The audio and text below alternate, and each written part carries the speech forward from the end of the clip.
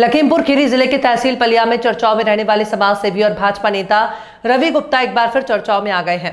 दरअसल जिले के पड़ोसी देश नेपाल में कुछ भारतीय नागरिक जो कि मजदूरी करने के लिए नेपाल में गए हुए थे, जो कि सभी मजदूर जिला पीलीभीत और उत्तराखंड के जिला किच्छा निवासी बताए जा रहे हैं, जिनको नेपाल में कुछ लोगों ने मजदूरी के नाम पर बंधक बना लिया, जिसमें पुरुषों के अलावा महिलाएं और बच्चे भी शामिल थे, जिनको वहां लगातार प्रताड़ित किया जा रहा था। इस बात की खबर किसी तरीके से मजदूरों के द्वारा रवि गुप्ता तक पहुंच गई। जानकारी मिलने के तुरंत बाद रवि गुप्ता के द्वारा नेपाल के शासन और प्रशासन इस बात को बताया। इसके उपरांत काफी ज्यादा मेहनत करने के उपरांत उनकी मेहनत रंग लाई और नेपाल प्रशासन के सहयोग से सभी बंधक मजदूरों को आजाद कराया गया और रवि गुप्ता के साथ वापस भारत भेज दिया गया, जहां से सभी मजदूर अपने अपने घर वापस लौट गए हैं। हालांकि अभी भी कुछ मजदूर नेपाल में बंधक बताए जा रहे हैं, जिनकी जानकारी अभी तक नहीं मिली है। वहीं सभी मजदूरों ने रवि गुप्ता का दिल से आभार जताया। क्या नाम है आपका? सुनीता। कहाँ की रहने वाली? जिला पीलीभीत। क्या समस्या थी बताइए आप। समस्या ये थी, जबरिया काम मार मार के कराते थे, अब जब नहीं करते तो ठंड में जबरिया बुखार कहाँ पर, किस जगह पर, कहाँ के रहने वाले, कहाँ गए थे आप काम करने? मलभंगा नेपाल। क्या हुआ फिर वहाँ पे काम करने गए थे आप लोग?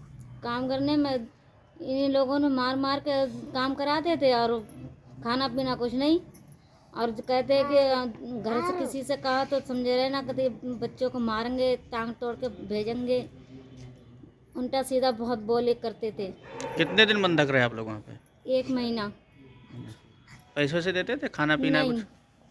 पैसे थे, पैसे होते तो छीन लेते हाथों में से। अच्छा, कहाँ की रहने वाली है? जिला पीलीभीत। क्या हुआ था आपको?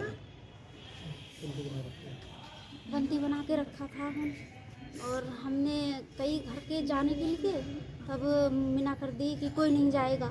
किस जगह पे काम करते थे? मलबंगा। क्या काम करते थे वहाँ पे? भट्टे का, भट्टे ईंट का। गाड़ी। अच्छा, कौन मालिक है? भद्रा बेस्ट। क्या नाम है आपका? लालता प्रसाद।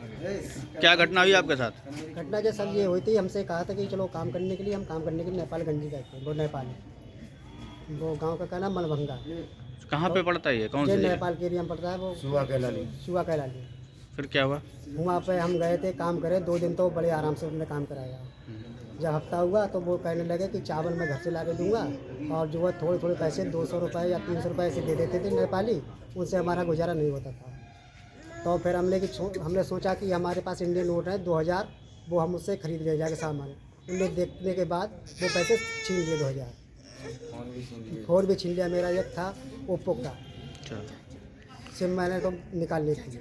फिर क्या हुआ? उसके बाद क्या हुआ? तो उसके बाद ये हुआ था, बच्चे के लिए मैंने मांगे दूध के लिए, बोले कि दूध भी कुछ नहीं है, कुछ करो जाके कहीं से पिलाओ। नहीं तो आप वहाँ से आ सकते थे या वहाँ प्रशासन से शिकायत कर सकते थे, शिकायत क्यों नहीं की वहाँ? नहीं, शिकायत नहीं था, उनके मुंशी जी का फ़ोन था, तो वहाँ वाईफाई पे फ़ोन होता था, तो कोई ना कोई पीछे वहाँ पे लगा रहता था, कुछ उल्टी सीधे कुछ बोलना नहीं, गोली मार दी को। अच्छा, बंधक बना के रखा था जी। आपको? कितने दिन बंधक रहे आप लोग? करीब हम रहते 1 महीना। 1 महीने बंधक रहे। फिर उसके बाद आप वहाँ से कैसे निकले? कैसे निकले? जब गुप्ता जी हैं, सर जी, जे रवि गुप्ता जी, इनकी बहुत बहुत मेहरबानी है जो हमें निकाल के लाए थे। अगर इनके जैसा कोई बंदा नहीं मिलता तो हम सारे वहाँ मारे जाते।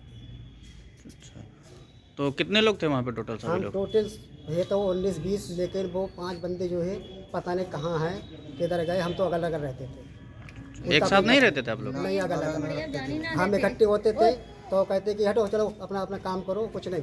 इकट्ठे मिला के आप कोई सलाह मिला रहे क्या है, किसी को फ़ोन करोगे तो चेक कर लेते थे कि कोई नेपाली सिम तो नहीं है, मोबाइल खोल कर देखते थे। जैसे मौका लगा तो हमने घर पर फ़ोन किया।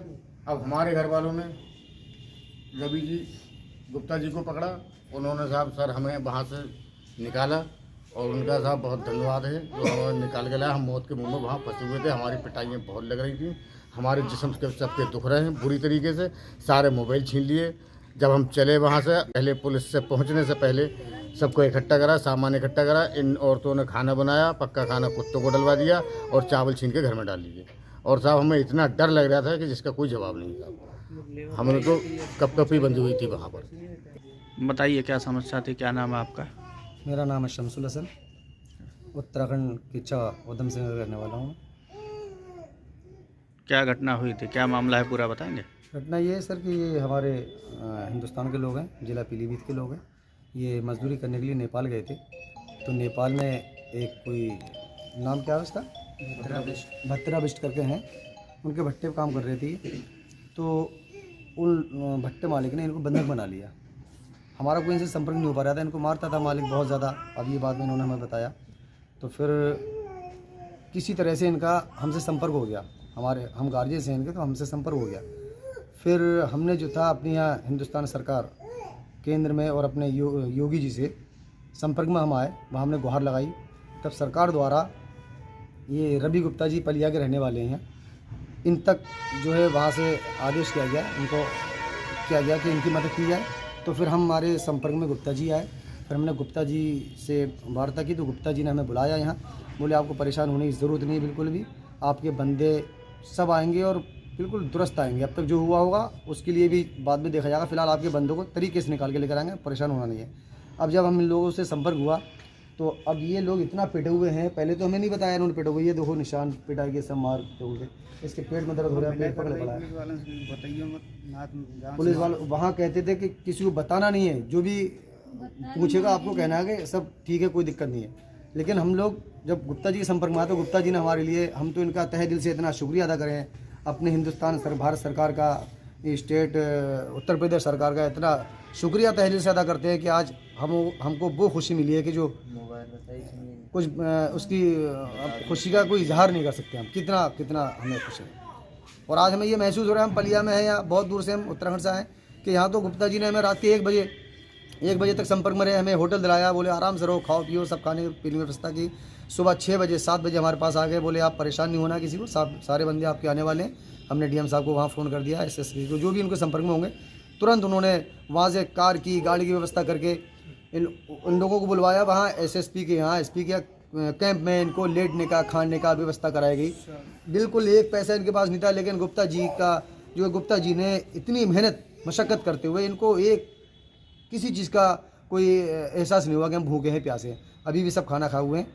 और फिर जो है गुप्ता जी ने सुबह तुरंत तत्काल इनको एसएसपी को फ़ोन करके वहाँ से बुलवाया, अरेंज कराई गाड़ियाँ, बस छोड़ कर आई। बस वालों से साफ साफ कह दिया कहीं कोई पैसा नहीं देना है, सब हम पैसा देंगे, आपको कोई दिक्कत नहीं, कहीं पैसा नहीं देना है। बस वाले, टुकटुक वाले, ऑटो वाले सब हमको यहाँ तक छोड़ गए। आज हम इनके आवास पर आए हुए हैं, तो हम अपनी खुशी का इजहार कैसे करेंगे आप खुद समझ सकते हैं कि हमारे लोग अदर कंट्री से निकल कर आएँ, और इसके लिए इनका तहे दिल से शुक्रिया अदा करते हैं।